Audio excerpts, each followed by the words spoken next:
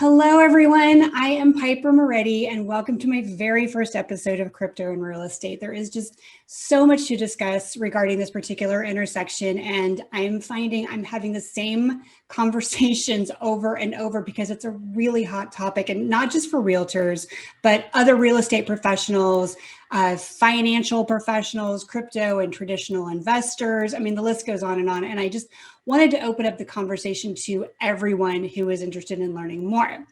So my first guest, without further ado, and I chose you for a reason, and we'll get to that in a moment.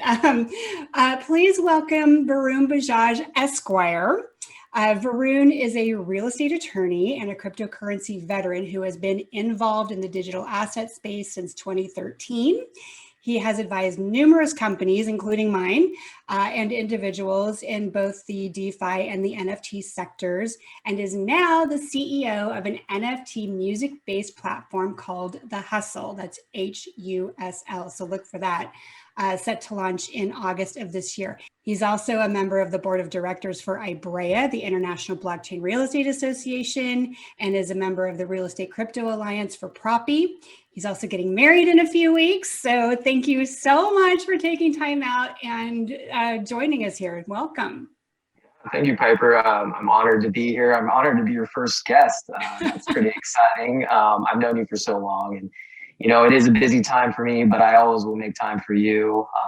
So whenever you need me, I'm a phone call away. So I'm happy to be here. Oh my God, you're so awesome. I mean, you're just like the busiest guy I know right now, and you always take time out. So I really do appreciate that. I wanted to talk to you first because of NFTs and how crazy they are right now. I mean, it just hasn't let up in the last, few months. You were in it way long before that. You were talking about NFTs before everybody else was talking about NFTs, before it really hit big.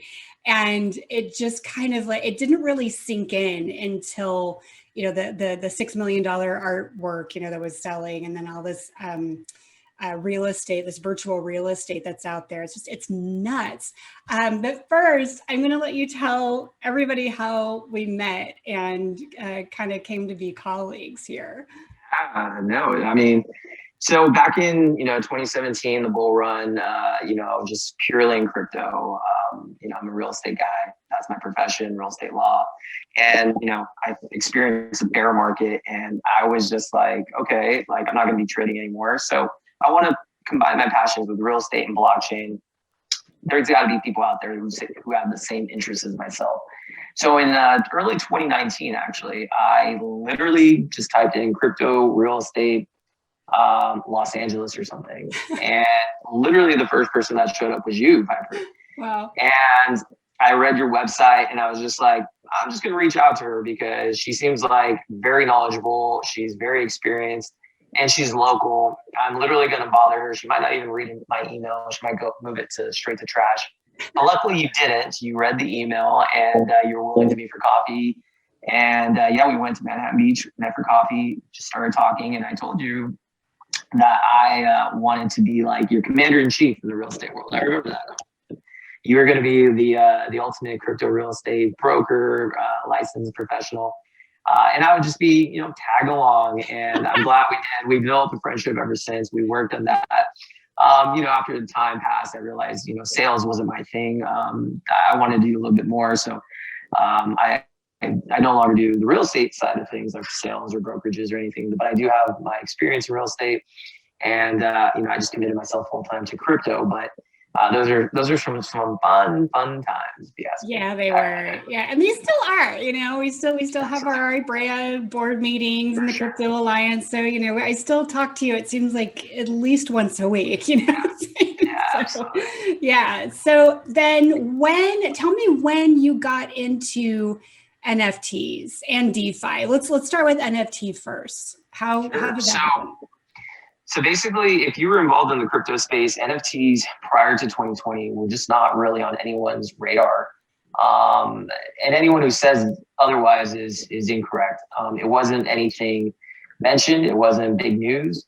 It wasn't until, so for me personally, summer of 2020, a lot of things shifted, both in DeFi and NFTs. So obviously, if you follow the crypto markets in March of 2020, we all know COVID happened, and that affected a lot of financial markets, and crypto included. There was a liquidity crunch, and Bitcoin dropped at its low to around 3,400, and everyone thought it was dead and blah, blah, blah. And, but it wasn't. So a lot of times, basically that's when crypto and DeFi and NFT started kind of resurrecting in a way. So in the summer of 2020, that's when I started realizing, actually, I started learning about NFTs around the spring of 2020. I learned what OpenSea was. And I remember a colleague of mine who happens to be a very big thought leader in the space, Alan Henna, and he was the first person who showed me what OpenSea was. And it's basically, for those not aware, it's a global marketplace, an eBay of sorts for NFTs. So any NFTs you want to sell on the secondary market, you go to OpenSea. So I learned about that. I thought it was very, very cool. So that piqued my interest in the NFT world. And I fell down the rabbit hole. And then with DeFi, summer of 2020, for those in the industry, that was DeFi summer. That's when Uniswap and decentralized exchanges really took off. And YFI in particular is a yearn finance protocol, basically a yield aggregator. That was a project that was created from nothing, and it went from nothing to at one point worth 5 Bitcoins, so $40,000 for one YFI unlimited float. So people got very interested, and from summer 2020 on, I was hooked. Wow. Okay. So, we've had a lot of popularity, obviously, just in the last few months. I'm getting so many calls and emails now regarding NFTs from all over the country, all over the world. Actually, they think that they've got, some amazing property that they can NFT.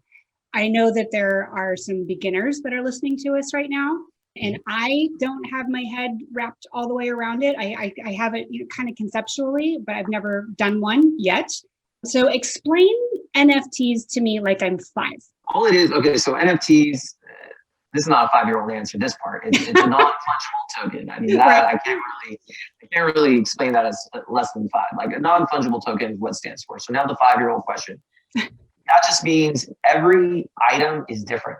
So if I'm talking about what fungible is, if the US dollar, for instance, it's fungible, meaning my $1 I can exchange for your $1, Piper, and it's same value. Yours is not different than mine. It's the same thing, right?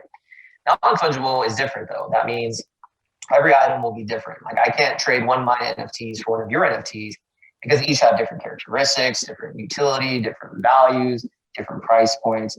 So that's basically the premise of an NFT, is its uniqueness, right? So what an NFT in theory is an item. It can be a digital item. It can be anything. It's basically a digital representation of, it could be a physical item, it could be a document. It doesn't matter. It's just a digital item that can now be transferred and traded and recorded. And the most important thing is recorded. There's security and there's verifiable proof that you own this item. So this item can be traded from anywhere to anyone in the world at any time, just using blockchain technology. So let's put it this way. I own a piece of art. Art's a very easy example. I own a piece of art that I think is very valuable, right? I have it as an NFT. It's a digital representation of digital art. That's a whole new medium. I have it. I can look at it on my wallet. It's great.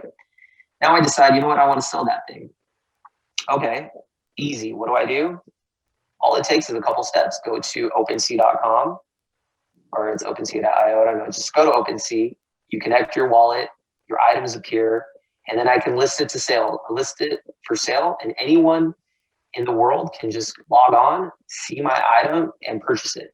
And the transaction occurs instantly, the item's transferred instantly, and that's all through blockchain technology. So that's the power of NFTs, being able to create liquidity for technically illiquid assets such as art, real estate, digital collectibles, and create it more liquid and basically broadcast it to the entire world. And being able to secure the funds instantly, it's a game changer. And that's just kind of how the things in this world are heading towards. Okay, so I hate this word, but it's almost like crowdfunding. So there are shares, maybe, right, that are created on this digital art piece, right? And you can you buy individual shares or mini shares, or how does that work?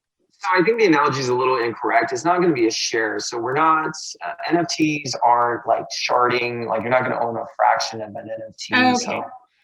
So what you do is an NFT owner, if you're a creator of an NFT, you have a lot of different ways to do it. You can do something like a one-of-one NFT art piece. Is the most simplest form. I own a piece of art. There's only one in existence or one that I own. I just want to sell one piece of art. You're not dividing that. You're not doing anything. You're selling it as a one-of-one. Now, as an art owner, you can be like, okay, you know what? I created this piece of art. I'm going to make 10 copies of it, right? You're not, so they're each are individually a one of 10 is what you call it. Or it could be a one of 100. So then you sell it. That's how you basically subdivide it and make it maybe more affordable or get your art to more people. So that's how you do it. You just create more copies. But in the real estate world, you're not going to be having one of 100 of this own property. So for instance, maybe there will be a day where, you know, we all in the industry have always thought like tokenization of a real estate asset is where things are going. Owning 1/10 of a Manhattan property or something, that's amazing, but you have to understand we're so far away from that because you have to deal with security laws, right? And so that's not happening anytime soon. So in the real estate world, it's just going to be a one-of-one type thing. I own the deed to this house. If I do an NFT that represents the ownership interest of this property, I can only have one, correct? So that's the way it works. So then walk me through how I would NFT something, whether it's a house or a piece of art or anything. So, I mean, I understand the buying process now. If I had a baseball card or something that I wanted to NFT, I would just put it on this OpenSea and then just say, okay, I want to sell this for, you know, I think it's worth $1,000, let's say. How does that work? Yeah, the process of actually making something an NFT is actually simple. Okay. The thing, all you have to do in theory, all you have to do is, you know, I'm not paid to talk about OpenSea. I have no affiliation with them, but I use them and it's very easy. All you really have to do is just go to OpenSea. It's actually OpenSea.io. Go to OpenSea and the process takes maybe 5 minutes. You basically follow some instructions. You have to pay some gas fees to mint it, but everything is done as easy as possible. And then eventually your NFT will be created. And then you can then publicly sell on the open market for whatever price you want. Set it as an auction, set it as, you know, a set price. But the thing in the NFT world is not about being able to mint an NFT. The art of minting is very easy. If you go to OpenSea, it's flooded with pieces of art or pieces of collectibles or NFTs. NFTs are all about community. It's about driving a narrative, driving a mission, getting the world behind it. That's the stuff that only creators can do, only marketing people can do, only those in the know can do, right? So if I'm wanting to sell a baseball card, yes, you can do that. But you have to understand that you have to have a story to tell. You have to be able to get your collectible out to the world. Don't expect that I'm going to mint an NFT, I'm going to put it on OpenSea, and I'm going to make millions. That's couldn't be further from the truth. Yeah. Okay, then how do we parlay that into actual real estate? Yeah. So if you look at it was pretty of a landmark kind of moment with Propy and what they did, which was NFT the home in Ukraine. Mm-hmm. And what they did is they basically took land ownership. The ownership of the property was in an LLC, so they basically created it where the LLC is being transferred, right? So the NFT the property, but the ownership was the vehicle that allowed the sale to occur, because in Ukraine, you can just pass on that LLC to any buyer, right? And so you can record it later. So that was the ability that kind of the special sauce, as they can say, right? To kind of figure out, because again, you also have to make sure that in any jurisdiction you're dealing with, you follow the regulatory requirements, right? I mean, that's just where we are at this moment. So what they did is they showed proof of concept and it showed it worked.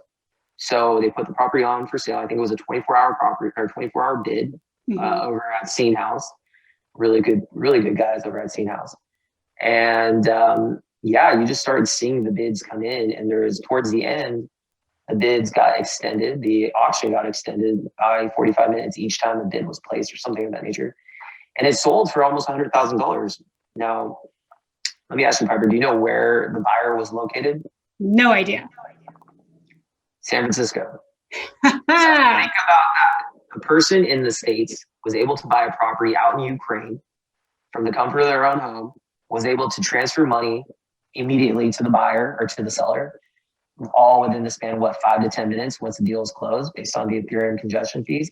And at that moment, the basically the ownership was, and the NFT was delivered automatically to the purchaser's Ethereum wallet, showing proof of ownership on the blockchain that's immutable, that can't be tampered with. So anyone looking on that blockchain can see that gentleman is now the owner of this property, and no third party officials can, be corrupt or overwrite that. It's code. Once it's in the blockchain, it's in the blockchain. That's impressive. Think about, how fast that would be in the traditional world. Me and you, remember, we listed a property out in the Philippines. I mean, it was very difficult. We didn't have, but if we had the ownership in the NFT, I mean, it would have been a game changer being able to transfer that. Yeah. Right. I mean, okay. So then it went up for auction, just like it would maybe like a normal real estate auction, let's say, but instead it was NFT'd, and it was a 1-for-1 NFT. So is that the only difference? What do you mean by 1-for-1? Well, it was so you're talking about a piece of artwork or whatever that's, on this other platform that was it was one copy, was one of one of one. So a one-on-one. And the NFT, basically to represent this real estate was drawn up with some art or something to represent that ownership transfer. So an NFT can have a lot of underlying documents representing the NFT. So there could be just an image or something. So in this case, it was digital art that kind of represented that specific NFT. And so the owner got some nice piece of art from a really great artist in Ukraine. And then also the most important thing, the underlying asset itself, which was the apartment. The apartment. So he's got an apartment that he can go to that he owns in the Ukraine that he's probably never seen. Never. But I think the most important thing to think about why it's exciting, and I know the owner, I don't know the owner personally, but I'm fairly positive the owner has no intentions of actually living there. What you could do though, and it's exciting, is you can now take the NFT and you can plug it into DeFi platforms, and you can lend against it, you can borrow against it. So now you have an asset worth close to $100,000 represented in a token, a non-fungible token, and you can now transfer it and plug it into different protocols, earn interest. That's exciting. You can borrow against it. So Propy partnered up with, who they partnered up with? Helio Lending, and Helio Lending, could do a loan up to 75% or something of that nature. I don't know what their LTV is, but you can now borrow against that. So I have an NFT, I can now borrow against that and take real cash and do whatever I want with it. When I'm done, then I can pay off my collateral, my loan, or the collateral is the NFT. Amazing, right? That's just how life is going. Banks are gonna, lose control and lose, but that's kind of how peer-to-peer should be. Once you experience it, you and the power of it, you won't go back. I mean, it changes everything in the real estate transaction. I mean, there's no escrow timeframes. There's nothing. So and I know realtors' heads are probably spinning right now. Okay, what about title insurance? What about this? What about that? So I mean, there's so many questions that are just out there, and the legality of it. But I guess at the end of the day, it is a peer-to-peer. I mean, I don't think it's any different really than maybe, well, partially the iBuyer process. But yeah, we run into, I mean, you're an attorney, so and a real estate agent, so you know all about this. We run into the issue of good funds laws. That's the wall that I'm running up against right now, trying to get any kind of wallet to wallet transfer done. What is considered good funds? The regulators here haven't necessarily caught up with the crypto world, so to speak, and things still have to be shown. The settlement and the purchase price still have to be shown in fiat. Settlements have to be paid in fiat. Commissions have to be paid in fiat. So there are all these hurdles still. And I know that like just from this one NFT, all of that was just kind of blown. All of that was just blown past. Exactly, it was blown past, and I mean, I think the moment is, we're far along anytime soon for mainstream NFTs and property. I mean, that's just a given, but that doesn't mean that this is not where the world's heading and there's not opportunities here. If you're a real estate professional, I mean, I literally said this to you many times, especially with, a lot of times we speak at these events, and I remember in like 2019, maybe like, I remember going to, and there's like 3 people there. So, it could be like 1,500, it could be 3. We don't know. Yeah, I remember that. The matter is, at some point, once the regulators give their approval and a full go ahead, then the opportunity is already done and people are going to scramble to go. It's going to happen at some point. The US is a little slow, but the US is just one country in the rest of the world, right? And so other countries are going to follow suit. And being able to acquire this knowledge of what's going on, keeping abreast of the latest happenings in the real estate world, especially in the crypto world, is going to be monumentally massive for the agent's career. It gives them a leg up in a market that's just dominated by agents left and right. I can go next door and find a real estate agent. What's going to separate them from the other agent down the street? Nothing, except learning things that others don't know. So to me, if you're a real estate professional, I mean, you should embrace it. You should become your local crypto real estate expert in your community and just learn everything you can, because this is about a $2 trillion asset class, and crypto is not going away anytime soon. And investors like myself, I can guarantee you that when we're looking to diversify and acquire real estate, we're not gonna deal with anybody except people who speak our language, people who understand crypto, people who understand what we're about, not just fake people looking to get a commission. I'll be honest. We want to deal with the few that stand behind our ethos, understand kind of why it's powerful, and I gladly will give people those type of people business, and others will 100%.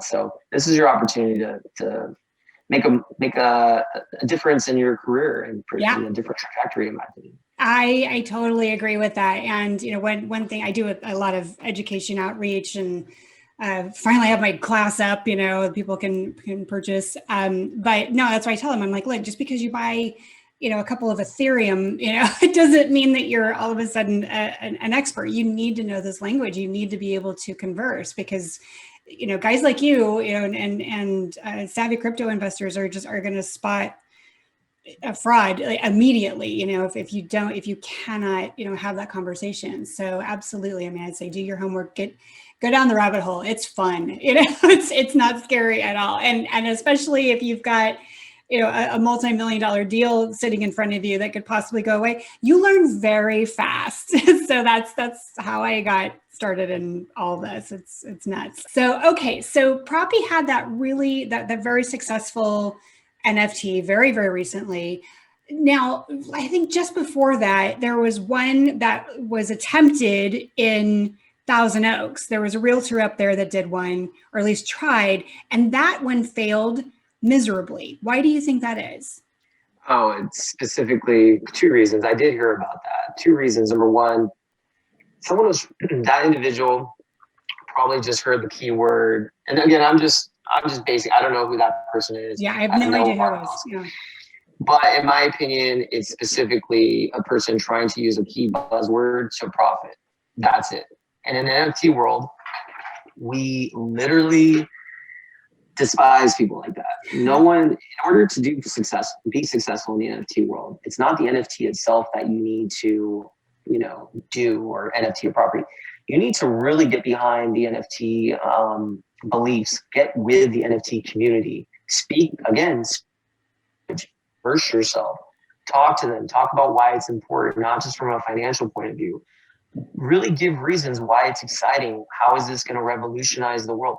That gentleman did nothing of that. It was just like, oh, I'm going to take an NFT property and because I'm NFTing this property, I should command X, Y, and Z. No, like, why would I want your property? The NFT is not going to suddenly increase the value of your property. If I'm in the real world and I see this property, it's whatever the purchase price is or the market dictates. Will it increase liquidity? Sure, but I guarantee you that person did a horrible job of getting the word across and really immersing themselves with the NFT world. They did nothing of that nature. Propy was different because they had the resources to really do clubhouses, to get the NFT experts involved, to talk about it, to explain to the world why it's great. They immerse themselves with the crypto world. Yeah. And any NFT project, whether it's real estate, music, art, you have to immerse yourself with the crypto world. The real world does not care about NFTs right now. Yeah. The crypto world does, though. And that's where people go really wrong. You know, Jay-Z just did on a different topic, Jay-Z just did an NFT drop for one of his music stuff. And it was really actually a failure. I mean, we only got... sorry, my dog. No worries, but it was pretty much a failure because, again, it's not the person who does it. It's about getting into the community, immersing yourself. And that's probably why, you know, people like this real estate guy failed. And that's probably why, you know, others are failing as well. So that's the story, and probably did really well to avoid all that. Now let's get to SEC regulations, because I'm always fascinated with this. Do you think we have the potential of seeing another 2018 come to fruition? Because 2018, SEC came down on all the ICOs and said, yeah, no, this is not going to work for us. We're going to, you know, shut you guys down. Tons of lawsuits. You know, I had a couple of very close friends and clients who were kind of caught up in that whole nonsense. You know, NFTs, by and large, to my understanding, are not regulated by the SEC at the moment. So I know that we're kind of walking a fine line, but I mean, explain this to me. You know, how are NFTs not under scrutiny right now? And will they be? I mean, are baseball cards under scrutiny? No. Is art under scrutiny? It's not a security. There's no expectation. It's, you know, the same way as art's been around for generations, trading cards have been around for generations. You know, those are, you know, basically collectibles that is of now no longer interested. The SEC is not interested in any of those things because it's not a security. So the issue comes down to securities and all that stuff. So when it comes down to a 2018 aspect, regulation is always going to be there. A framework has never been set in place, right? And so all you can do if you're a participant in this market is take what's given to you at the current moment and navigate through to the best of your abilities and make sure that, you know, you are operating under the framework of what is allowed at that time. Now, I don't foresee an issue where the NFT market is going to get hit by the SEC. Not at all. I just don't see that at all. I think when it comes to real estate in the NFT market, there's going to take some time because real estate as its nature is something that the SEC does get involved with. And that's why you can't really do tokenization of properties. And, you know, they're very specific on who you raise money from and like things of that nature. And so when you get the American investor involved, like you have to be very, very safe and secure and follow all the guidelines. I don't necessarily think 2018 is going to happen with that regard. I do think, though, we will hit a bear market in the crypto world, but that's completely different because that's just cyclical. I follow Bitcoin for your bull cycle theory. Everyone's different. Some people think there's going to be like a hyper bull run. I don't. I think the bull market's going to stop this year. Normal profit taking will last a couple of years. But that doesn't take away from the fact that this industry is growing, real estate is growing, NFTs are definitely exploding. And I think that's another reason why the popularity of NFTs are where they are, because it's an easy concept and less scrutiny is going to be placed on this because the regulators aren't really concerned, in my opinion. That's okay. Well, you of all my friends would know that, you know, you've got your finger on the pulse every day, it seems. So I have, and again, I get calls and emails like this. I've got this great piece of property. Actually, myself, I have a listing in Mexico I think would make a great NFT. And I've gotten calls from New Jersey and Panama, and name it, saying, I've got this amazing property. I think I can NFT it. What do I do? Well, I think the first thing you have to do is look at the landscape of the regulations of that local city or jurisdiction. How are they have to be on board in the sense of like, how is title transferred? How is the ownership transferred, right? Mm-hmm. So that's the first and foremost thing. Like, you can have an NFT and then you can sell it, but you have to figure out a way, how is that county going to record it, right? You have to figure that part out. I mean, I have a property, I buy it, great. Now, what do I have to do? There might be a human aspect involved. Like, I might have to take go to the recording office and take the paperwork there. But you just have to make sure that whatever jurisdiction you do use is aligned with that. And of course, that's a little bit more of a hurdle, but that's why people like Propy are creating their NFT marketplaces. But it's not like, oh, I'm just going to wake up one day, I'm going to sell my property. There's some steps that you have to take as a seller and as a seller's agent to figure out that this jurisdiction will allow such a sale. And if it's an NFT sale, okay, how do I get it recorded? It'll be recorded on a blockchain, but I have to make sure it's recorded in the local county. But yeah, in theory though, say you record an NFT in the blockchain and the county is okay with just taking normal documents in and getting it done. It's an easy process. It's literally takes a couple minutes. I mean, I think Propy is going to be doing a great job at creating their own marketplace. I think you should only use such a platform like that or something focused. If you go on OpenSea or something, it's going to be lost in the crowd. And I don't necessarily know if they're equipped to handle it, because NFTs, there's a lot of documents that you have to put in place. Buyers are going to want to do, but all it takes is just having a house willing to sell, making sure you have Ethereum in your wallet, and then contacting a site to create that into an NFT that's fully transferable and tradable all around the world. So basically that creates it into a much more liquid asset. So there's many sites that does it, but I would personally think you should use someone like Propy or someone that's very focused on this space. But yeah, it's a very simple step. So in less than 10 minutes, you can have theoretically an NFT of a house up and running.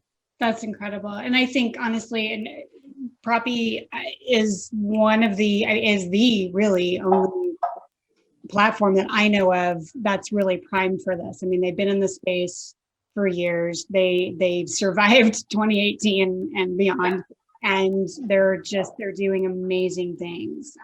So yeah, if anybody listening out there who needs more information, just contact either me or Varun.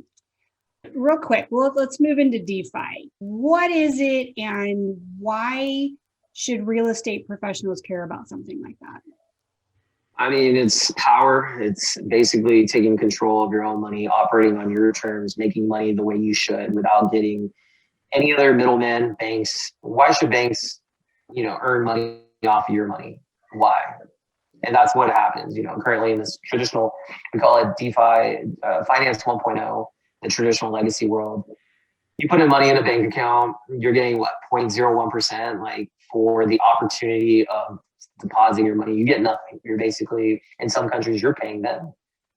And then you have restrictions as to how much you can withdraw, and people are questioning you, and it doesn't matter, blah, blah, blah. Why should anyone have to go through that?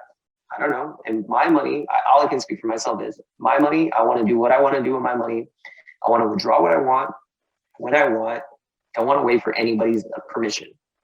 And millions and millions of people think just like me. And that's what DeFi is. DeFi stands for decentralized finance. And what that means is it basically cuts out all the middlemen, the intermediaries. So now you can earn yield. You can earn the interest that you deserve on a traditional DeFi platform. And a conservative one, you can easily earn 8 to 10%. That's amazing. That's 8 times more, or way more than 8 times than any bank can get. You can use something like Aave. You can use something like, you can use a centralized place like Celsius. You can use, all sorts of protocols. I put my money in there. You're in finance, for instance, too.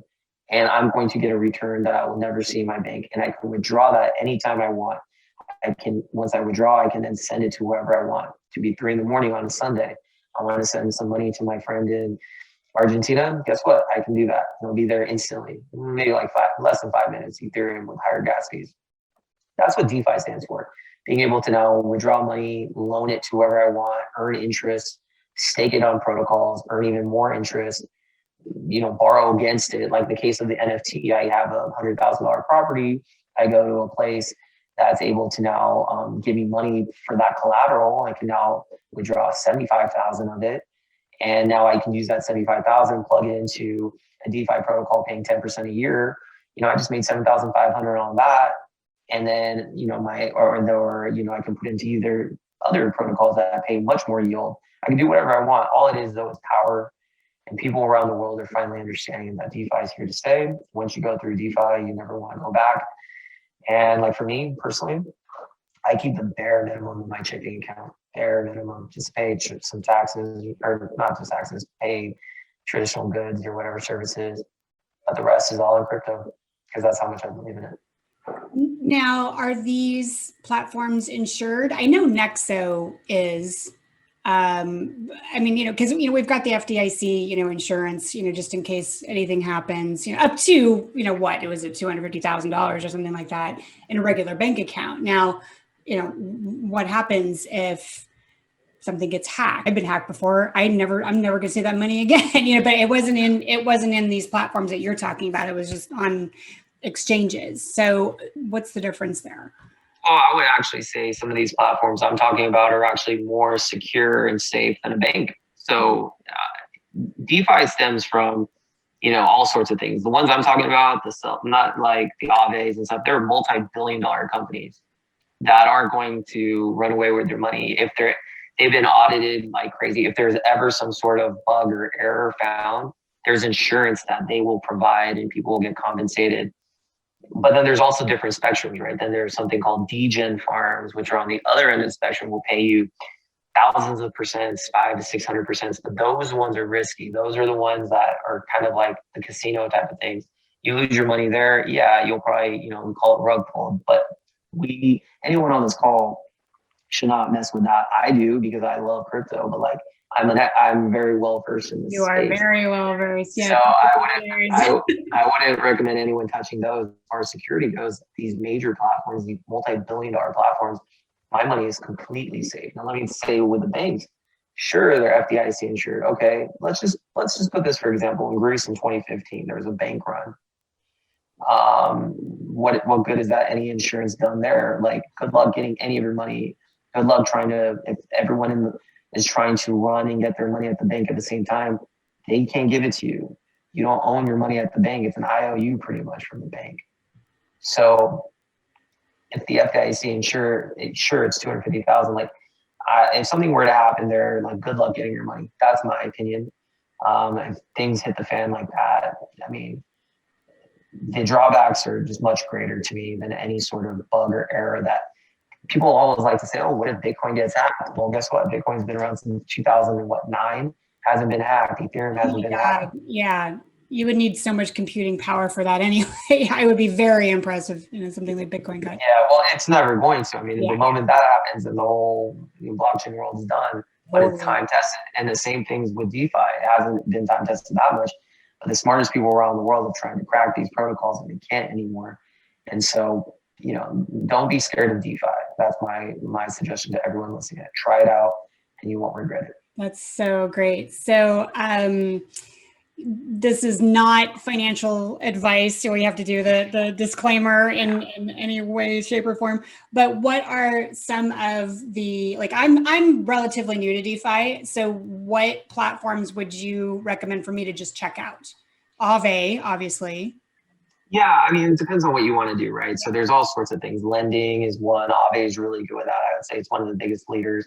And there's also something called decentralized exchanges. That's a part of DeFi. So things like Uniswap, SushiSwap, those are really good. And then there's like yield farms on Ethereum. That's why Ethereum is doing really well, right? Ethereum is a base layer for DeFi and NFTs. So pretty much any NFT that you buy on the Ethereum network, Ethereum's the most trusted, the most network effect.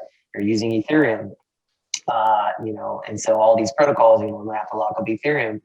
So Ethereum to me is the best crypto you can invest in, more than Bitcoin. I know there's a lot of Bitcoin maximalists that would literally yell at me for saying that, but I really don't care. I think Ethereum is super useful, way more than Bitcoin is faster. But those are two things I would check out: Aave and like I said, SushiSwap. I love. It's just a decentralized exchange, being able to trade when you want to and at any time without any intermediary telling you it's powerful. There's other things you can use, like Chainlink's a part of the DeFi system, very popular. But those are the things. Definitely check out like Aave, check out SushiSwap, Uniswap, and again, not financial advice. Yeah, exactly. Says the lawyer. No, I actually, I have a little bit of Uniswap. I just got Chainlink yesterday. I'm getting my feet wet again in the crypto world after a couple of years of just being completely gone. A lot of these platforms have their own token. They're on major exchanges like Coinbase. I figure if it's on Coinbase, then it's pretty legit. They don't just add rando coins to that platform. It takes a while to get listed and on there. So Chainlink is on there, Aave is on there, Uniswap, Sushi. What are some other pretty cool tokens that we should watch out for? The list of Coinbase coins have gone up hot more and more. You're right though. Coinbase is kind of the holy grail in the crypto project. If you get a listing there, you're instantly more credible. You have but more importantly, you have much more liquidity, right? So people all around the world are more comfortable creating an account on Coinbase versus going to a decentralized exchange, plugging in your Web3 wallet, and learning how to interact with that. Like that's a learning curve. So that's why Uniswap and SushiSwap still, are amazing, but they're not at the Coinbase level. As far as other coins, I don't necessarily know because I only follow, the coins that I own. I know. Completely unrelated subject, but a lot of meme coins are doing well. So things like Dogecoin and Shiba and those things, and they're fun to be a part of, right? And they've made a lot of people a lot of money. But it's kind of like just getting the community behind it. Again, it comes down to community. Dogecoin would be nothing without its community. Oh, I know. Yeah. And so they have all the Wall Street Brett's crowd, the same people that, got the prices to AMC and GameStop up so much. They rally behind things like, Dogecoin, even though it has no value, it doesn't really matter. It has a loyal community behind it. And that's pretty powerful. And that's why the NFT world is only going to succeed if the community behind it allows them to. So, if you're going to NFT a real estate property, just make sure you embrace yourself in the real estate world and get the people to know about it and talk about it in the crypto world. Otherwise, don't bother. Right. Exactly. Now, I think Doge is the only meme coin that I actually own, and I'm in the hole because I bought it right at the top of the market, of course. But I know that there's a ton of others out there. But yeah, literally, it's what the supporters. The value of it is what we say it is, and I get that a lot too from kind of newbie investors. They're like, well, cryptocurrency is just the value is just what we say it is. Well, it is, but it isn't. So it's kind of like the US dollar, it's like it's not backed by anything, it's backed by the faith, the people that support. Exactly. Yeah. We're no longer at the gold standard back in, so it's the same thing. But more importantly, it's like Doge is an anomaly where it's just only crypto or community. But the rest of cryptocurrency, there's actually a use case. That's why I like to say Ethereum actually is use case because I can lend it. I can borrow against it. I can use it to pay for NFTs. I can actually earn yield, stake it, earn interest. There's use case there. But at the end of the day, that kind of argument doesn't really go far for me. That just shows to me that people are trying to figure out a way to, align their short-term beliefs on the world to justify it. It's a very basic beginner question. But it's like, I think at some point you got to play around with this stuff. You got to learn to use these protocols. Once you do, then it becomes more than just a speculative asset. It actually becomes a useful utility asset. And when you find the utility there, then you will put more money in, you will believe in it more, in my opinion. I totally agree. I always tell people you've got to get skin in the game. And I'm not just talking about, $5 on, Coinbase, although that's a good start. It gets you engaged. You're watching it all the time. And sometimes for me, I check my Blockfolio an embarrassing amount of times during the day. Welcome to a bull run. Right? Oh, God. Check it 10 to 20 times a day. unbelievable. Oh my God. Well, I could talk about this for hours, as you know. I'm going to give you a break here, but maybe we'll continue the conversation at some point in a further episode. Thank you so much. Yeah, no problem, Piper. I always like talking to you, and I'm happy to help you out anytime you need me. Just phone call away. Awesome. I'll set aside some time. I feel so special. All right. Well, stay tuned for more episodes that are coming soon. We'll talk about tokenization, prop tech, blockchain applications, title, escrow, and the list goes on. Thank you so much for listening, and we will be back here soon.